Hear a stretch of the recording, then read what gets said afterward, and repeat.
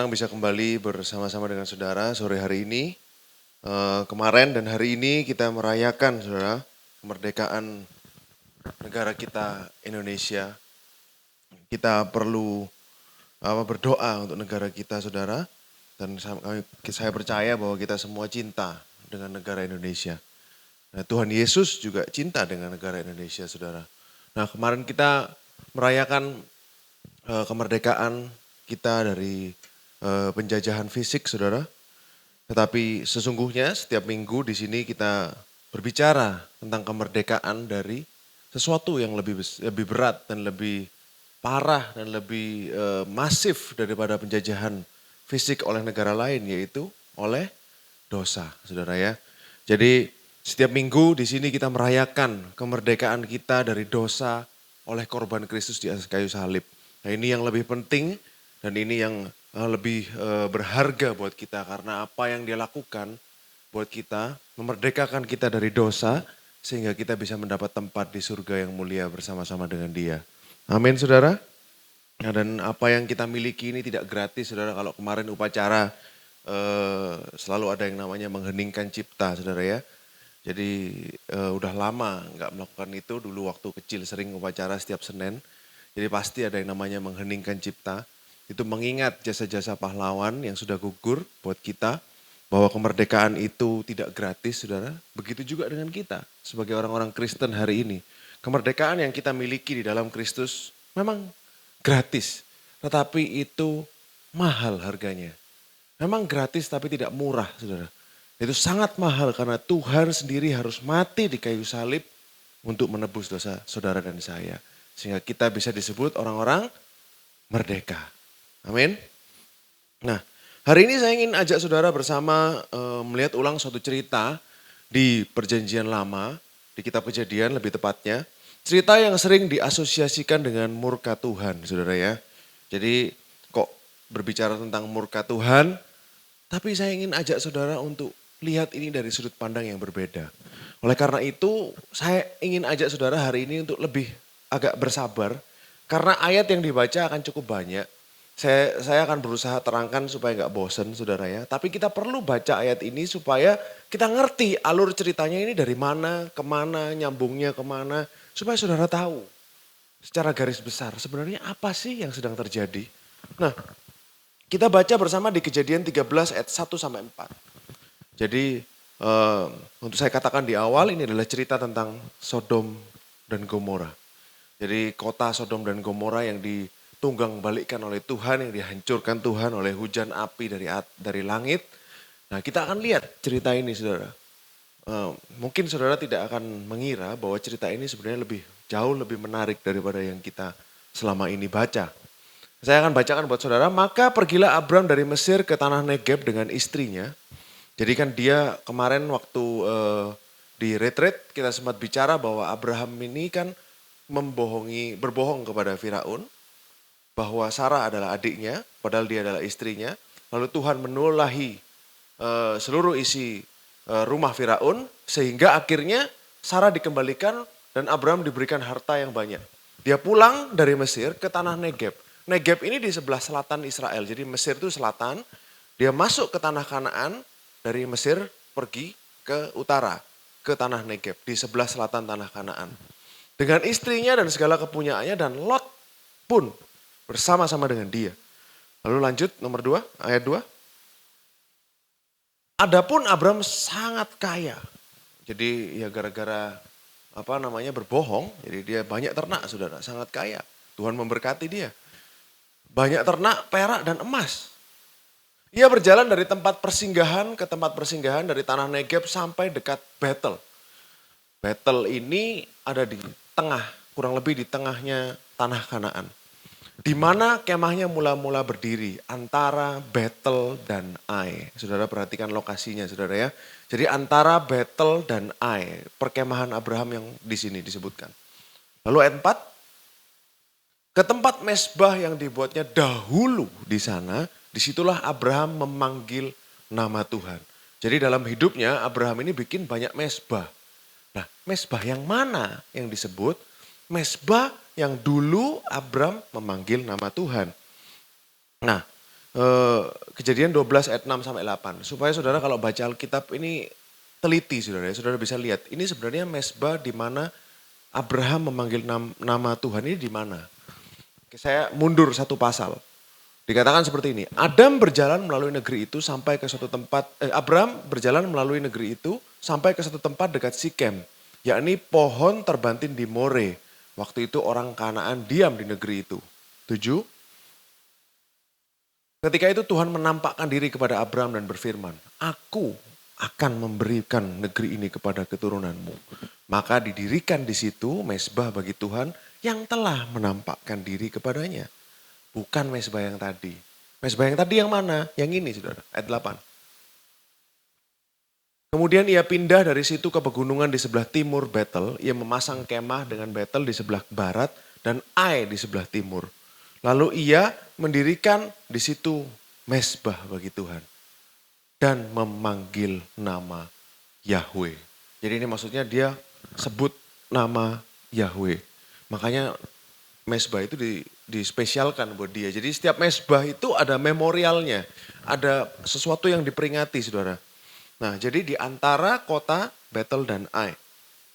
Lalu kejadian 13 ayat 5.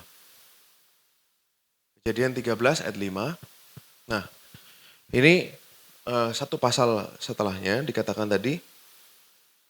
Lanjutan dari yang ayat 4 yang kita baca. Juga Lot ikut bersama-sama dengan Abram, mempunyai domba dan lembu dan kemah. Tetapi negeri itu tidak cukup luas bagi mereka untuk diam bersama. Sebab harta milik mereka amat banyak. Jadi Tuhan sangat memberkati mereka sampai tempat itu gak cukup saudara. Sehingga mereka tidak dapat diam bersama-sama. Ayat 7. Karena itu terjadilah perkelahian antara para gembala. Jadi orang zaman dulu kayanya itu kaya ternak, saudara ya. Jadi semakin banyak kambing domba, lembu sapinya, dia kaya.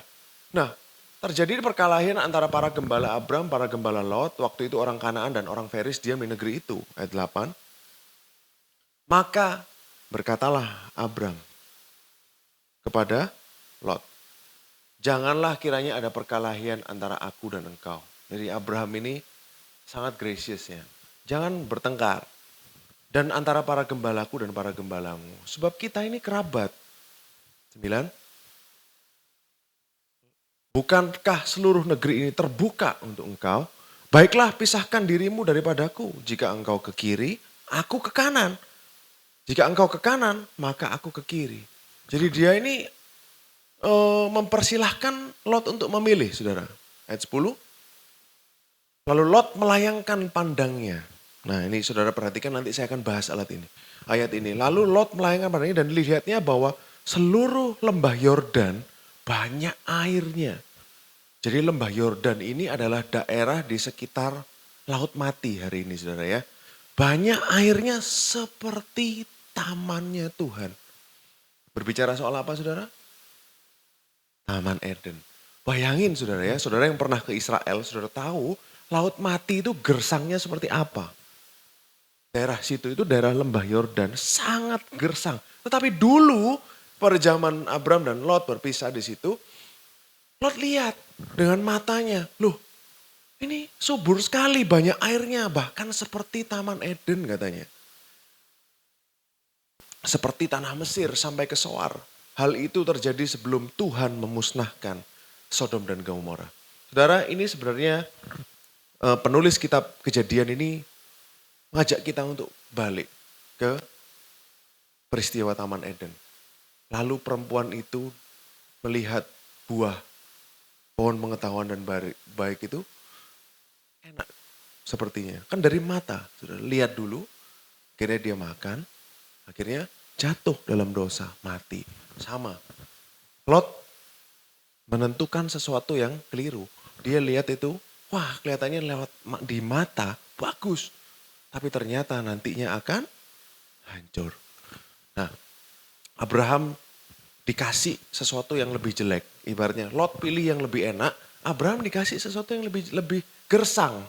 Tidak seperti lembah Yordan. Ya, Abraham dikasih tanah Kanaan ini saudara. Lalu kita lanjut di ayat 11. Sebab itu Lot memilih baginya seluruh lembah Yordan. Lalu ia berangkat ke sebelah mana saudara? Timur. Dan mereka berpisah. Boleh dibuka petanya, Dela? Bisa dibuka petanya yang ada warna hijaunya. Saya ingin tunjukkan kepada saudara petanya supaya saudara paham. Mereka ada di mana, lalu sebelah timur itu di mana, saudara ya. Nah, jadi saudara, mereka ini di antara Bethel dan Ai. Jadi saudara kalau lihat di sini ada kota Bethel dan Ai di sebelah atas ini saudara ya. Kecil. Lalu Lot bergerak ke sebelah timur. Timur di mana saudara? Sebelah sini. Nih, ini saudara, ini lembah Yordan saudara. Jadi ini gunung, lalu di tengahnya ini adalah Jordan Valley, jadi lembah Yordan. Karena itu kan sungai Yordan di atasnya saudara. Makanya disebut lembah Yordan. Oleh karena itu, jadi ini kan masih jadi perdebatan. Sebenarnya Sodom yang asli ini di mana? Sodom yang real ini di mana? Banyak ahli-ahli itu punya asumsinya sendiri gitu loh saudara. Yang mana yang Sodom? Kalau kita ke Mesir, kalau kita ke Israel, hari ini saudara akan dibawa ke Gunung Sodom. Gunung Sodom ini di bawah, bagian selatan saudara, Mount Sodom. Yang saudara dilihatin apa? Ada yang gambarnya Lot's wife, boleh dibukain? Yang gambarnya istri Lot. Nah, yang saudara dilihatin gambar ini batu ini yang katanya istri Lot, itu di sebelah selatan. Sedangkan yang saudara lihat tadi di peta itu di atas. Nah makanya mereka juga punya teori, ada teori semua masing-masing. Boleh kembali ke petanya? Nah jadi ada yang beranggapan si Sodom ini di sebelah utara. Jadi ada kota yang diekskavasi namanya Tel Al-Hamam di sebelah sini. Lalu ada Gomora, ada Soar, ada semua kota-kotanya di utara. Ada juga yang berteori bahwa kota-kotanya di selatan. Namanya kotanya Numeira, Esafi, Feifa, Kanasir. Nama-nama ini apa saudara?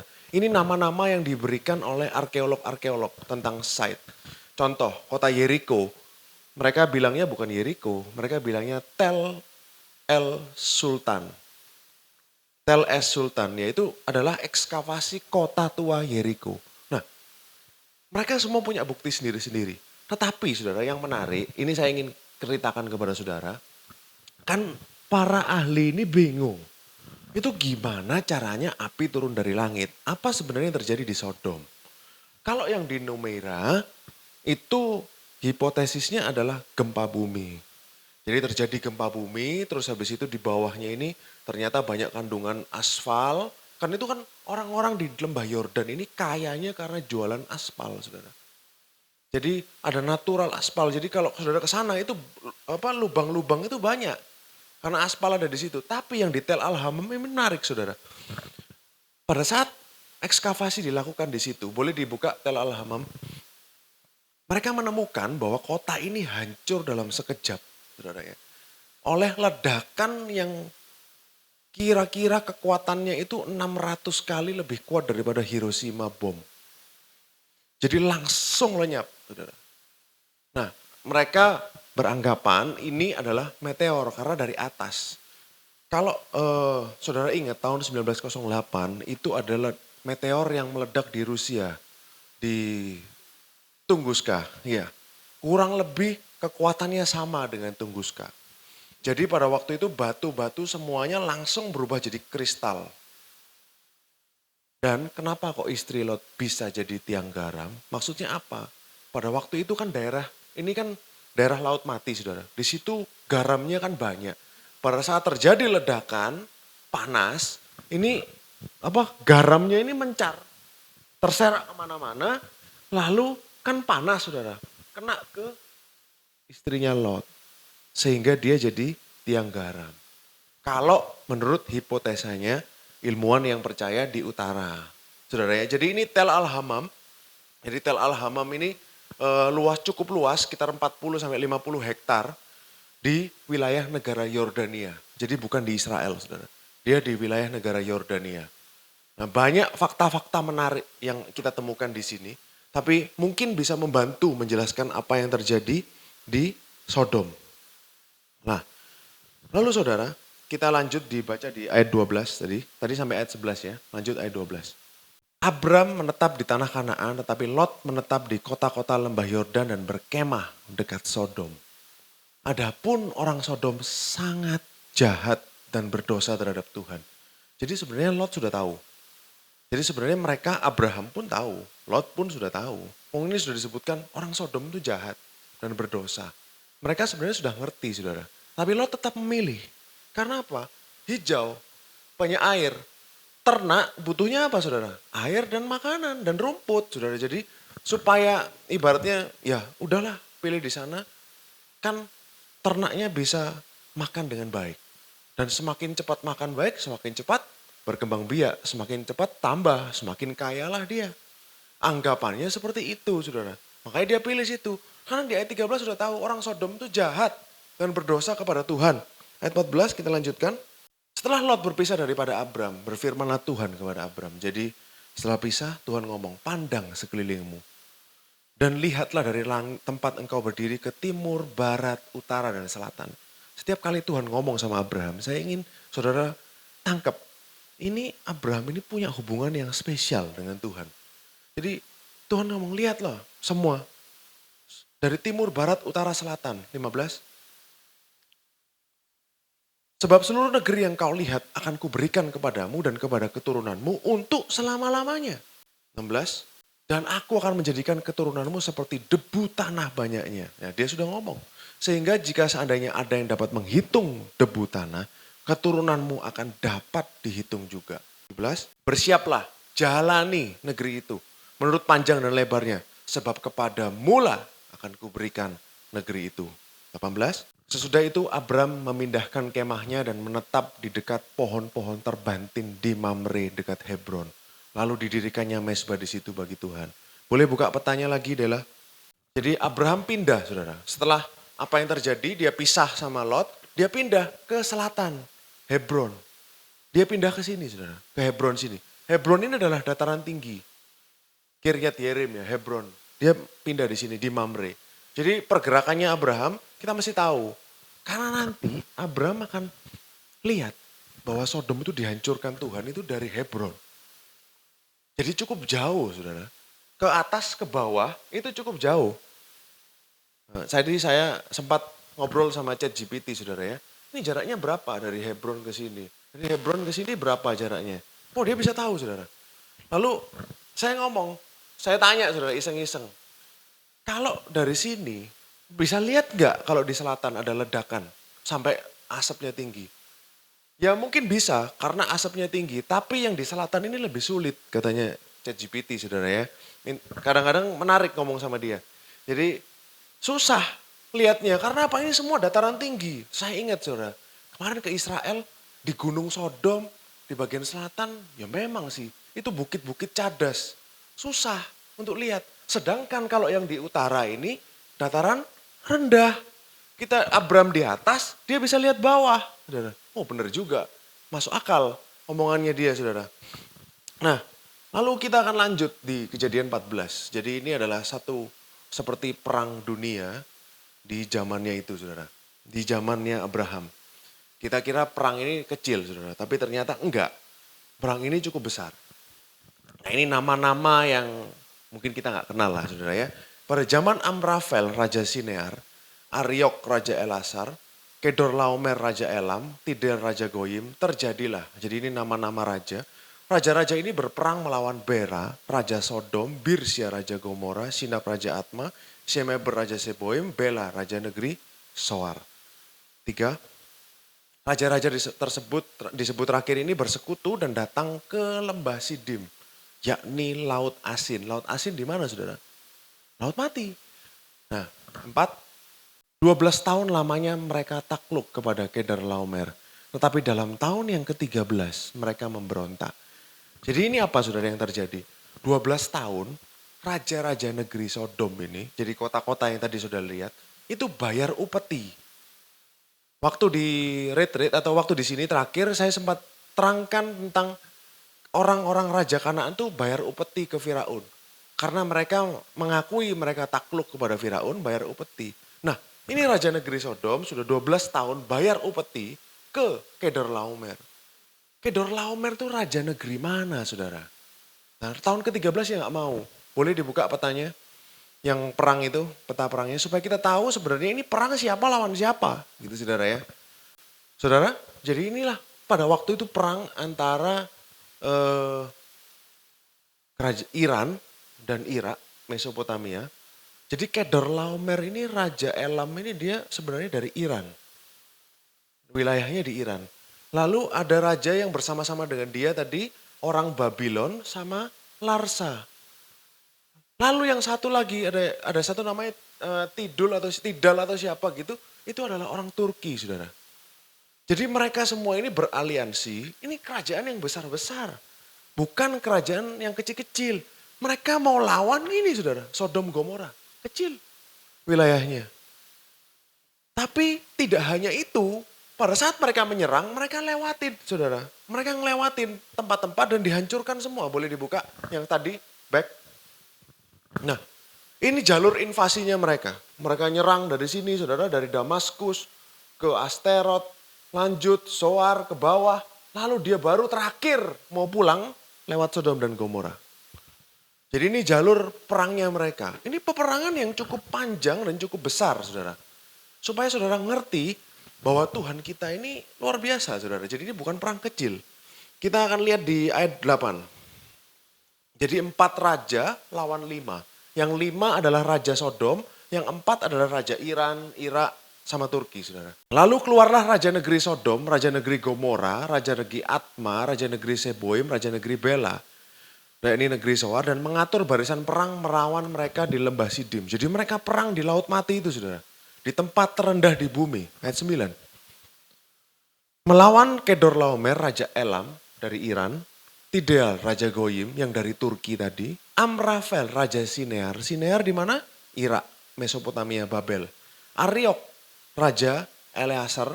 Ariok ini di Babel juga, di Irak juga. 4 raja lawan 5. 10. Di lembah Sidim di mana-mana ada sumur aspal. Jadi apa yang dikatakan Alkitab itu benar, saudara. Memang di situ banyak sumur aspal. Ketika Raja Sodom, Raja Gomora melarikan diri, jatuhlah mereka ke dalamnya. Dan orang-orang yang masih tinggal hidup melarikan diri ke pegunungan. Jadi di kanan kirinya mereka ada gunung. Jadi dia lari semua. Ayat 11. Segala harta benda Sodom dan Gomora beserta segala bahan makanan dirampas musuh. Lalu mereka pergi. 12. Juga Lot, anak saudara Abram beserta harta bendanya dibawa musuh. Lalu mereka pergi sebab Lot diam di Sodom. Jadi Lot ditawan beserta hartanya juga dan orang-orang yang bersama-sama dengan dia. 13. Kemudian datanglah seorang pelarian dan menceritakan ini kepada Abram, orang Ibrani. Yang tinggal dekat pohon terbantin kepunyaan Mamre, orang Amori, saudara Eskol dan Aner, yakni teman-teman sekutu Abraham. Dia masih di Hebron, Abraham. Dia dengar pesan, saudara, ayat 14. Ketika Abraham mendengar bahwa anak saudaranya tertawan, maka dikerahkannya orang-orang yang terlatih, yakni mereka yang lahir di rumahnya. Berapa, saudara? 318 orang. Lalu mengejar musuh itu sampai ke Dan. Dan ini Gunung Hermon, saudara, dekat Gunung Hermon. Jadi di sebelah utara Israel. Lanjut 15. Pada waktu malam berbagilah mereka, ia dan hamba-hambanya itu untuk melawan musuh.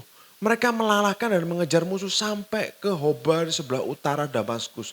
Jadi ngejarnya Abraham ini sampai ke Syria, sebelah utara sebelum Turki, saudara.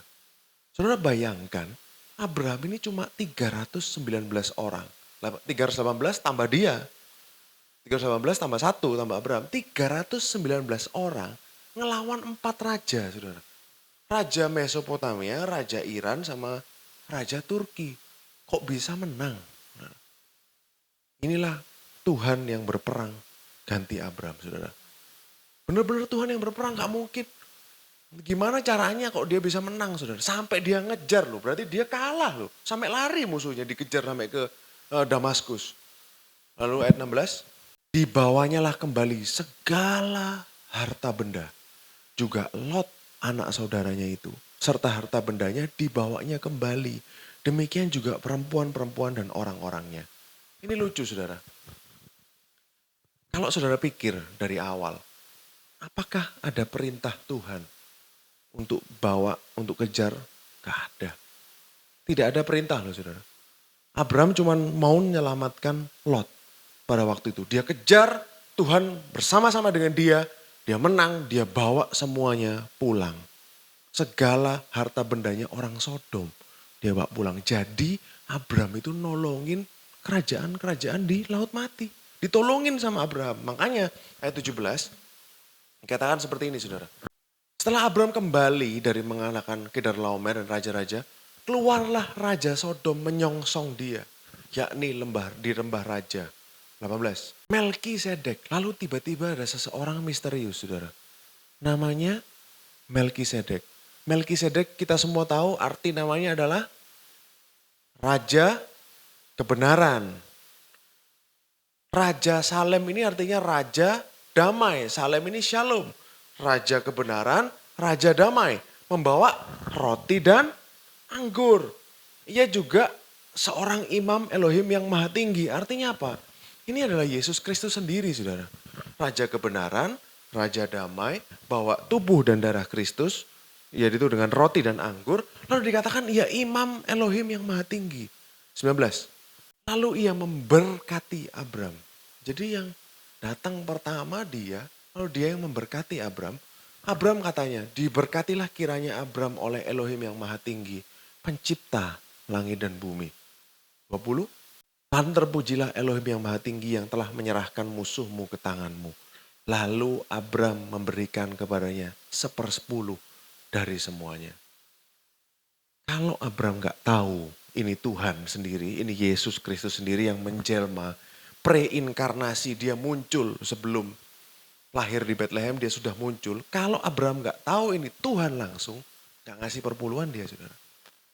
Karena di zaman itu sebelum adanya hukum Musa, yang ngasih perpuluhan itu ke Tuhan. Karena gak ada imam-imam kan saudara pada waktu itu. Yakub memberikan perpuluhan, dia janji dia akan memberikan perpuluhan. Dia janji ke siapa? Ke Tuhan. Nah, lalu ada orang ini, Tuhan Yesus Kristus datang sendiri, memberkati Abram, bawa roti dan anggur, Abram kasih 1/10. Di cerita selanjutnya, nanti saya nggak akan baca biar cepat. Raja Sodom ini nawari Abraham.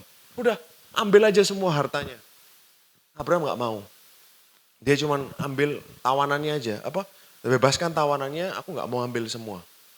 Jadi dia tidak ambil satupun dari harta yang dia dapat sebagai tawaran. Supaya jangan dibilang bahwa engkau membuat Abram kaya. Abram seperti itu saudara. Kalau saudara pikir, saudara kita cermati betul-betul. Sebenarnya kenapa kok tiba-tiba Melkisedek datang? Why saudara? Kenapa? Dalam konteks Sodom dan Gomora. Sebenarnya Abram sudah tahu kan yang diselamatkan ini orang-orang jahat. Sudah tahu nggak saudara? Tahu. Dia sudah pasal sebelumnya sudah tahu kok Sodom orang yang jahat di mata Tuhan. Sebenarnya Abraham sudah tahu kalau orang-orang Sodom ini jahat. Tapi kenapa dia selamatkan saudara?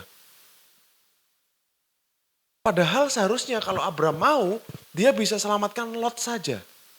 Bisa, sangat bisa saudara. Dia selamatkan yang pentingnya sebenarnya buat Lot kok. Yang membuat dia bergerak adalah ada Lot di situ. Tapi pada saat ke sana, Abraham selamatkan semuanya. Bukan hanya Lot. Kenapa saudara? Karena ini loh, mercy, belas kasihan. Menunjukkan belas kasihan, ini orang jahat, diselamatkan semua. Lalu Melkisedek tiba-tiba datang. Artinya apa? Tuhan ini happy. Lihat apa yang dilakukan Abraham. Sehingga dia datang lalu memberkati Abraham, kasih dia roti dan anggur. Berkatilah engkau Abraham. Artinya apa? Tuhan itu happy. Apa yang barusan dilakukan Abraham? Why? Karena dia menunjukkan belas kasihan. Itu yang jadi hatinya Tuhan. Karena kan ada ayatnya saudara. For I desire mercy. Karena aku ini mau belas kasihan, bukan korban. Begitu baiknya Tuhan. Karena dia lihat apa yang Abraham lakukan. Dia ingat nanti anaknya akan lakukan hal yang sama. 2000 tahun yang akan datang, Yesus akan mati buat orang-orang berdosa. Dia akan selamatkan orang-orang berdosa. Belas kasihan Tuhan dinyatakan melalui Yesus Kristus. Sehingga orang-orang berdosa ini bisa selamat. Karena Abraham pada waktu menunjukkan grace, mercy, menggambarkan Yesus Kristus. Happy Tuhan. Dia datang bawa roti dan anggur diberkati Abraham. Kalau enggak ngapain? Apakah Melkisedek datang cuma minta perpuluhan? Enggak, saudara.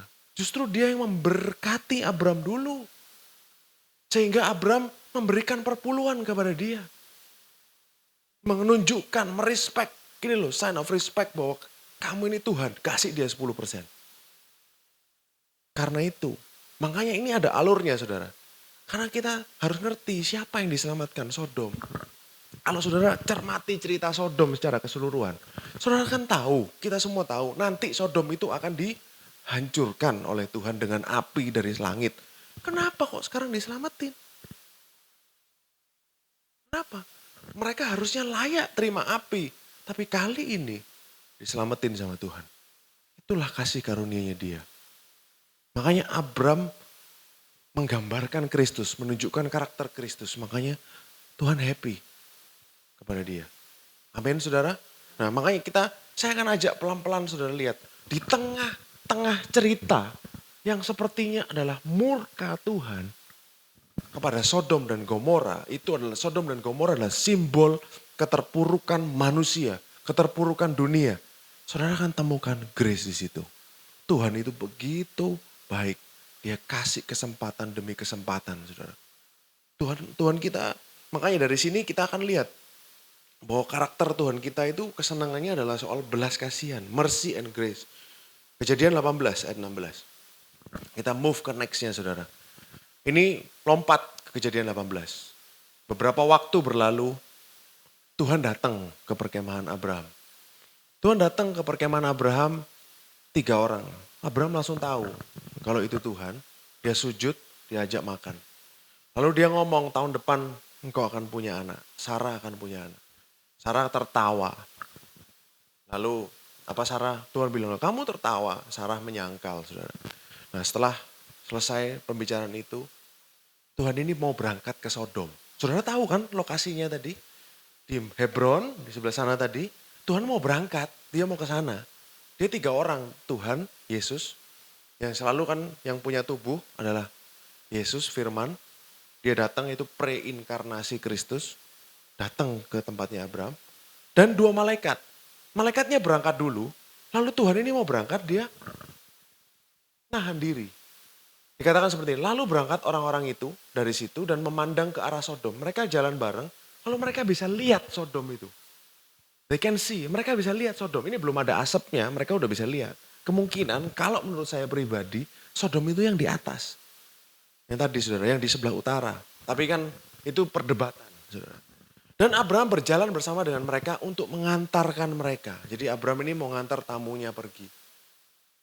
Bayangin saudara, Abraham ini ketemu Tuhan face to face ini kayaknya berkali-kali saudara ya. Ayat 17. Berpikirlah Tuhan. Nah kita dikasih masuk dalam pikirannya Tuhan. Tuhan mikir, apakah aku akan menyembunyikan kepada Abraham apa yang hendak kulakukan ini. Sepertinya hubungan dengan Abraham deket banget gitu saudara ya. Ayat 18.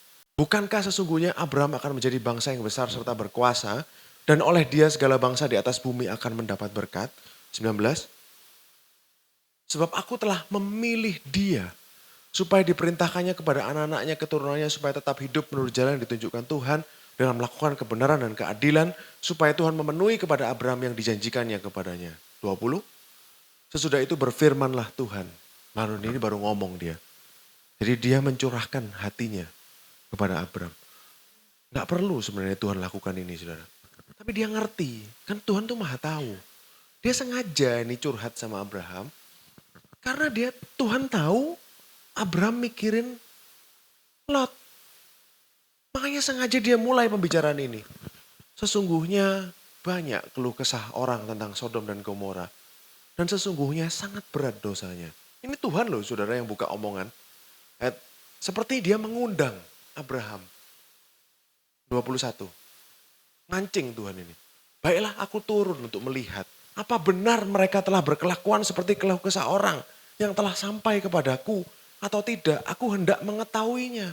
Loh, emangnya Tuhan di surga ini nggak ngerti apa? Bukannya dia maha tahu. Kok sampai dia mau ngecek turun? Kok apa bener sih? Kok kayak nggak percaya gitu Tuhan? Enggak saudara, dia tahu segalanya.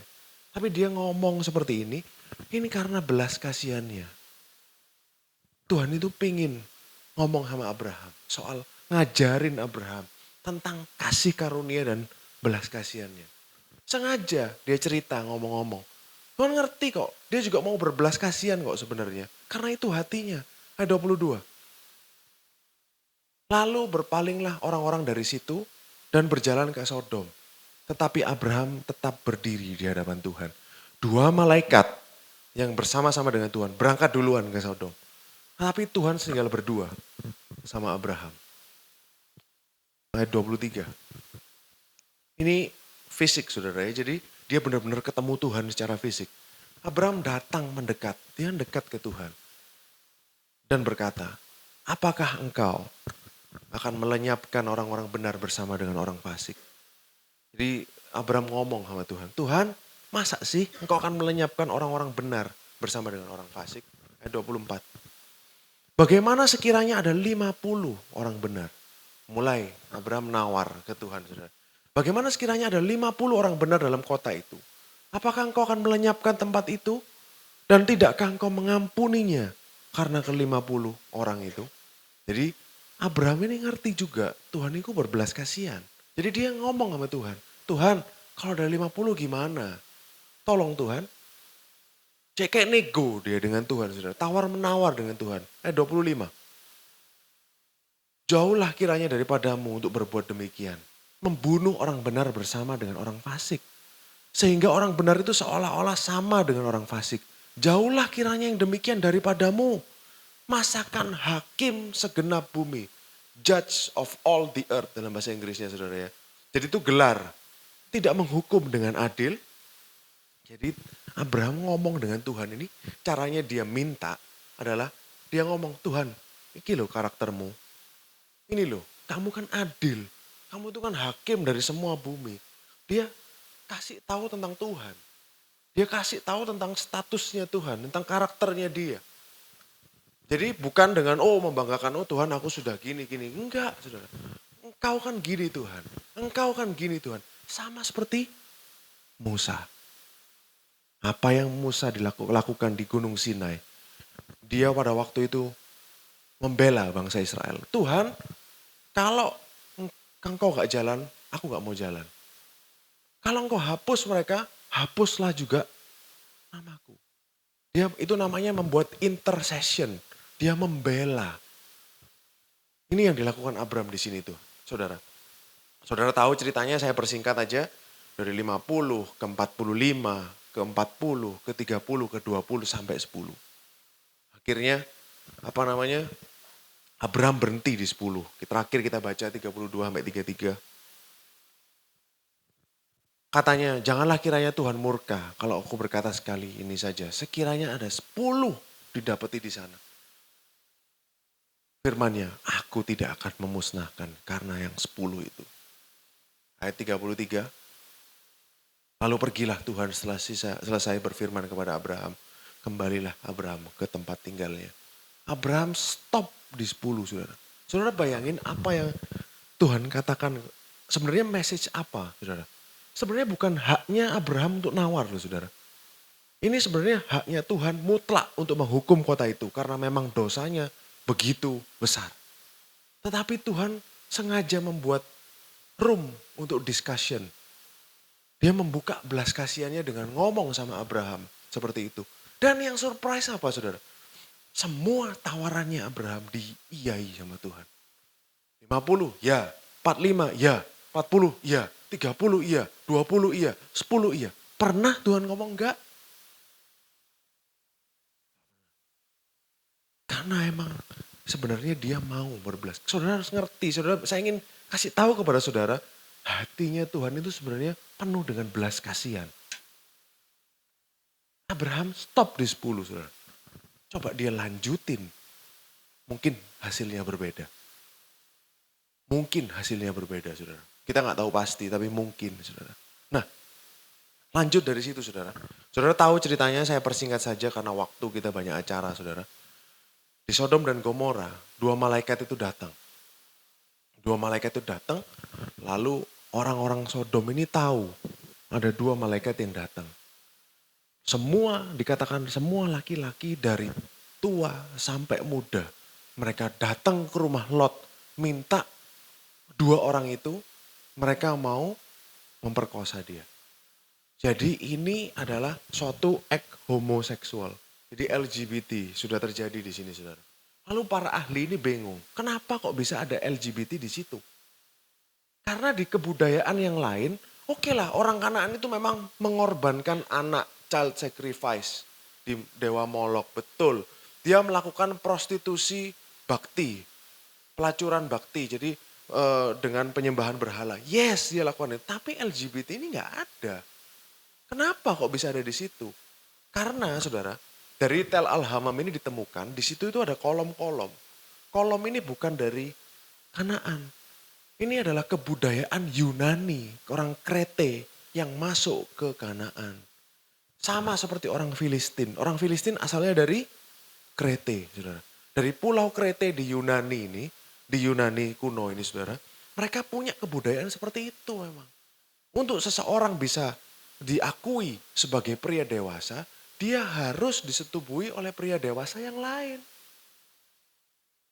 Itu nyata dan secara ilmiah sudah dibuktikan, saudara, histori. Makanya ini terjadi di situ, saudara, terjadi di situ. Terjadi di Sodom dan Gomora. Lalu Alkitab juga katakan, nanti saudara bisa baca sendiri, di Yeskiel 16 ayat 49. Orang Sodom ini orang yang sangat egois. Yeskiel 16 ayat 49 sampai 50 ada saudara. Mereka tidak mau berbagi kepada orang miskin. Karena apa? Semua orang Sodom ini orang kaya. Orang-orang di Sodom orang-orang kaya. Karena tanahnya dia subur. Tidak mau berbagi orang miskin. Ada di kitab Talmud, kitab Midras, mereka berkata, jadi apa yang membuat Tuhan turun? Menurut sejarah Yahudi, menurut sastra Yahudi saudara ya, ini bukan Alkitab. Jadi anaknya Lot ini menemu orang miskin. Tiap hari dia sembunyi-sembunyi dia kasih roti. Dia kasih roti. Tapi dia sembunyi-sembunyi supaya orang gak tahu. Nah orang Sodom mikir, loh kok gak mati-mati nih orang miskin? Kok bisa makan terus dia? Ternyata dia nemu, oh ternyata anaknya Lot yang ngasih. Habis itu anaknya Lot mau dibakar sama mereka. Akhirnya dia menjerit kepada Tuhan. Tuhan tolong. Barulah Tuhan turun. Makanya dia ngomong, dia sudah mendengar jeritan, komplain soal Sodom. Banyak cerita seperti itu saudara. Ada pengemis di Sodom. Dia minta ke rumah-rumah mengemis saudara. Dikasih koin. Dikasih koin sama orang rumahnya. Dikasih koin sama orang rumahnya. Setiap rumah ngasih dia koin. Terus dia mau belanja pakai koin itu saudara. Gak bisa. Gak dikasih sama orang-orang Sodom. Kenapa? Karena koin itu sudah ditandai. Ini sedekah untuk pengemis, jangan dikasih makan. Sampai akhirnya orang miskin itu mati kelaparan. Lalu setelah mati kelaparan, orang-orang Sodom ini datang. Oh mana tadi koinku? Diambilin saudara. Saudara, karena sudah ada namanya. Sudah ada tandanya. Itulah kejamnya orang Sodom. Egois, self-center saudara. Nah apa yang terjadi di sana? Kalau saudara bisa lihat ke depan. Bukankah itu yang terjadi di dunia kita hari ini? Bukankah manusia semakin hari semakin egois, semakin mementingkan dirinya sendiri, semakin gak mau berbagi, semakin hanya semuanya aku, dan aku. Itulah spiritnya Sodom dan Gomora. Kalau LGBT kita sudah lihat banyak saudara, sudah tahu. Tapi ini yang terjadi, ini adalah gambaran dari dunia kita yang sekarang saudara. Nah lalu satu hal lagi saudara, saya ingin ajak saudara untuk baca di Kejadian yang tadi pasal 19. Kejadian pasal 19. Ayat 16, langsung lompat ke ayat 16. Pada waktu itu Lot berlambat-lambat, hesitate. Dia gak mau pergi saudara. Lot ini agak gak mau pergi. Padahal dia sudah tahu di situ itu penuh dengan dosa. Tapi dia masih berlambat-lambat saudara. Tapi Tuhan lakukan ini. Maka tangannya, tangan istri dan tangan kedua anaknya dipegang oleh malaikat itu. Sebab Tuhan hendak mengasihani dia. Jadi Tuhan paksa Ayo harus keluar. Karena Tuhan memang mau mengasihani Lot. Lalu kedua orang itu menuntunnya keluar kota dan melepaskannya di sana. Ayat 17. Jadi memang kita lihat Tuhan itu mau mengasihani dia. Lalu dikatakan sesudah kedua orang itu menuntun mereka sampai keluar kota, berkatalah seorang, larilah, selamatkan nyawamu, jangan menoleh belakang, jangan berhenti dimanapun juga. Di lembah Yordan, lari ke gunung. Kanan kiri kan gunung, saudara. Supaya engkau jangan mati lenyap. Oke, kalau orang mau lari, ibaratnya lari, kan sudah, gak usah mikir lari kemana, pokok lari gitu saudara ya. Ayat 18, saudara akan lihat. Kata Lot kepada mereka, jangan kiranya demikian Tuanku. Masih nawar loh saudara. Sudah padahal dia ini sebenarnya sudah belas kasihan Tuhan dia bisa keluar. Masih dia nawar, ayat 19. Sungguhnya hambamu dikaruniai belas kasihan di hadapanmu, Tuanku telah berbuat kemurahan besar dengan memelihara hidupku. Tapi jika aku harus lari ke pegunungan, pastilah aku akan tersusul oleh bencana itu sehingga matilah aku. Ayat 20. Sungguh pun kota yang di sana itu loh, itu ada kota. Cukup dekat untuk lari ke sana. Kota itu kecil. Izinkan kiranya aku lari ke sana. Bukankah kota itu kecil, jika demikian nyawaku akan terpelihara. Jadi dia bilang, aku gak mau lari ke gunung. Mau lari ke kota ini aja. Masih nawar saudara. Ayat 21. Saudara akan lihat, Tuhan itu begitu baik. Sahut malaikat itu kepadanya, baiklah. Dalam hal ini pun permintaanmu ku terima dengan baik. Dalam bahasa Inggrisnya favor. I have favored you. Aku sudah memberikan kepadamu favormu. Yakni kota yang telah kau sebut tidak akan kutunggang balikkan. Ayat 22. Cepat lari ke sana. Aku tidak dapat berbuat apa-apa sebelum engkau sampai ke sana. Saudara bisa renungkan di sini. Tuhan itu begitu baik. Bayangin. Dia sampai ngomong, aku gak bisa ngapa-ngapain sampai kamu sampai ke sana. Artinya apa? Tuhan ini benar-benar bertekad, berniat kuat agar Lot harus selamat. Nanti saudara akan temukan kenapa. Ini loh, di tengah-tengah cerita hukuman Tuhan. Saudara lihat ada cerita kasih karunia dan belas kasihannya yang begitu kuat. Lot harus selamat. Makanya dikatakan itulah sebabnya nama itu, kota itu disebut Soar. Matahari telah terbit menyinari bumi ketika Lot tiba di Soar. Kalau saudara teliti, apa yang saya sampaikan tadi, salah satu dari 5 raja, sekutunya Sodom, adalah Soar. Jadi kota yang diselamatkan ini adalah salah satu dari 5 kota yang menjadi sekutunya Sodom. Kira-kira kalau mereka ini sekutu, sama enggak dosanya? Sama. Karena dekat sekali. Kira-kira perilakunya sama enggak? Sama saudara. Soar, di kota kecil namanya Soar. Tetapi saudara, Tuhan selamatkan. Karena siapa? Karena Lot. Saudara bisa lihat betapa baiknya Tuhan. Jadi boleh enggak kalau kita berasumsi seperti ini saudara.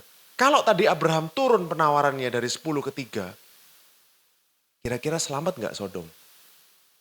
Selamat saudara. Harusnya selamat. Karena kita lihat Tuhan selamatkan satu kota ini karena 3 orang. Bukan satu saudara, 3 orang. Karena ada Lot dan anaknya. Istrinya sudah mati. Karena 3 orang satu kota diselamatkan.